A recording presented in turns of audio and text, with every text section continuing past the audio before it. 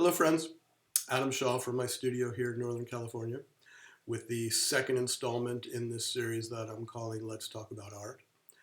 And today I want to talk about how to become an art expert. Now, like anything, this is a really big topic, and all these initial videos that I'm recording are really just so that we can dip our toes in the water of topics that are much too big to cover in these short introductory videos, but which we'll come back around to and we'll explore in more detail. So what makes you an art expert? Well, the very famous critic Robert Hughes, who wrote many, many books, was once asked, what are the qualifications to be an art critic?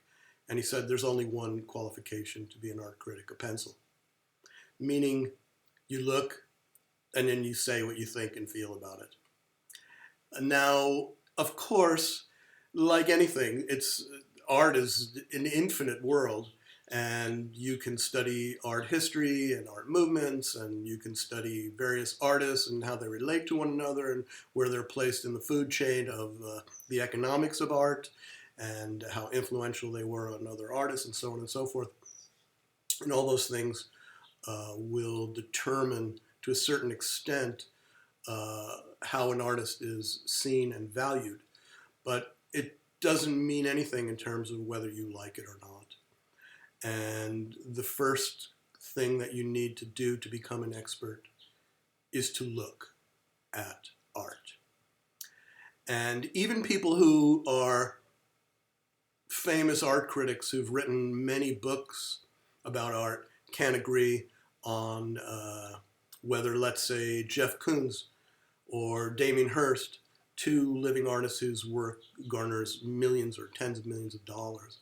The experts can't agree whether those guys are geniuses or charlatans or just very savvy businessmen. And those are things that really should not come up for you when you are deciding if you like something or not, because no expert can tell you what you like or what you should like. As a matter of fact, a lot of the things that experts tell you you should like are very bad in terms of artistic achievement, although they may be very good in terms of marketing. Art as a financial instrument and an investment is very different than whether, like you, who are probably not going to be buying multi-million-dollar pieces of art for your portfolio, you have to determine whether, is this something that I like to look at? Would I like to live with this? Would I want it on my wall? Would I want it in my life? Is there anything in there worth really thinking about? How does it make me feel? How do I react to it? A few years ago, there was a documentary, I believe it's on Netflix, and it was about a woman who was a waitress who worked in a diner out on Long Island, and one day in the dumpster behind the diner, she found a painting. She didn't know anything about art and didn't know anything about what this thing that she found was, and it turned out that it was a painting by Jackson Pollock, who had lived down the road. Or was it a painting by Jackson Pollock?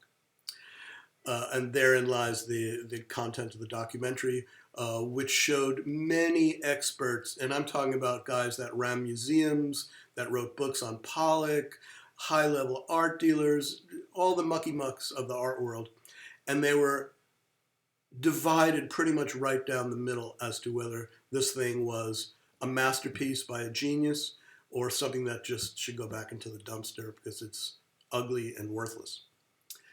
So with that in mind, you can't rely on what anybody says about the value of a piece of art for you personally. Now, if you're trying to sell a painting that you find in the dumpster, maybe you need quote-unquote experts. But short of that, you're the expert, because you have to decide how you feel about this work. Do I love it? Do I hate it? Am I indifferent to it? Is something I could live with? Is it something I really want to look at and study? Is it something that I've looked at it and I feel like I have everything that it has to offer I've already penetrated? I'll tell you a funny story. Uh, I've lived for many, many years, decades, surrounded by work like you see behind me, and inside my house there are always many paintings up. And I would notice when people would come to visit my house, especially when my son was a little boy and he would have play dates with his friends, and their parents would come to pick up their kids. There would be three kinds of viewers of art, my art, and I assume that this is true probably of them looking at most art, certainly most abstract art. There would be people who would just stand in front of the paintings and open their body and engage. And you would see this a lot with children. The children would often really just dance with the paintings. They would get like sucked in, and they would really just like be, which is kind of like how I was when I was a kid and I went to the Museum of Modern Art in New York, or the Metropolitan Museum for the first time. I mean, I'm still like that when I go there. On class trips growing up in New York, when I would go to the Museum of Modern Art and see the incredible abstract expressionist paintings by Motherwell and de Kooning and Franz Klein and Rothko, and just stand there like in awe. I had no idea that I would one day wind up dedicating my life to making paintings, but I allowed myself, or could not help but allow myself, to be penetrated by this work. And then there are the people who would kind of like sneak sidelong glances at the work, but not engage with it. And this is not children. This is, now we're talking about their parents. And then there were people who would almost like shield their eyes, to go out of their way to not look at the work. And I don't think it's because the work was so bad that they're afraid that if they looked at it, they would break their eyes. I think they were afraid because they don't understand art, or think they understand art, that they would be exposed as being ignorant or uneducated or uninformed or something. So rather than that, they would rather just not look. But the fact of the matter is, if you want to learn about art, if you want to become an art expert, you have to begin by looking at art. And you have to see what speaks to you and what doesn't.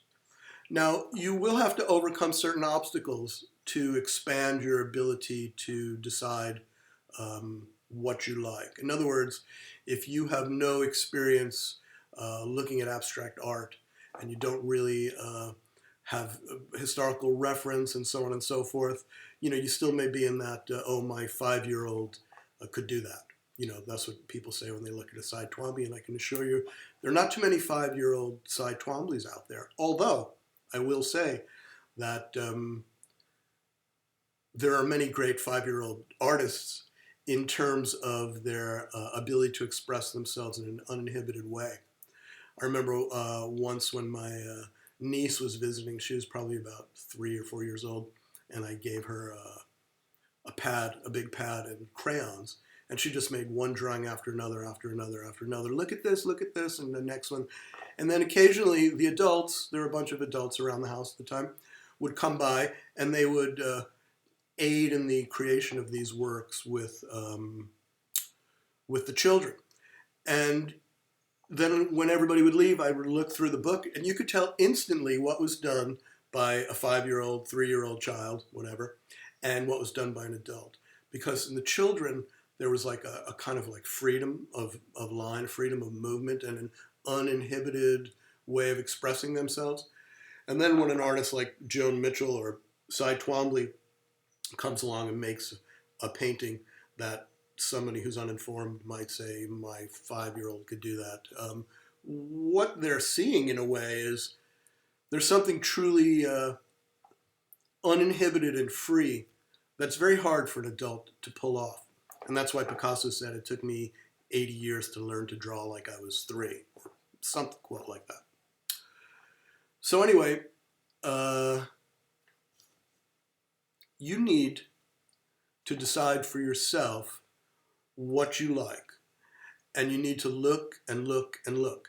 And then as you look more, Perhaps you'll be inspired to read about the artist or read about the movement to which that artist belonged, see who was influenced by that artist, and so on and so forth.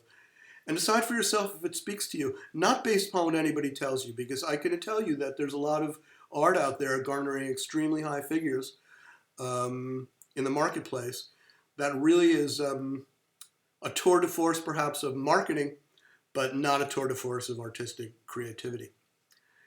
So, like I said, we're just dipping our feet in here, but this is a way to begin to think about how I can become an expert at art, how you can become an expert at art. And it's by looking. Look at everything. And try to get past the initial resistance to abstract art or things that you feel you don't understand. Understanding of art comes after appreciation of art. If appreciation of art comes before understanding, then it's probably like a legitimate valuation coming from you.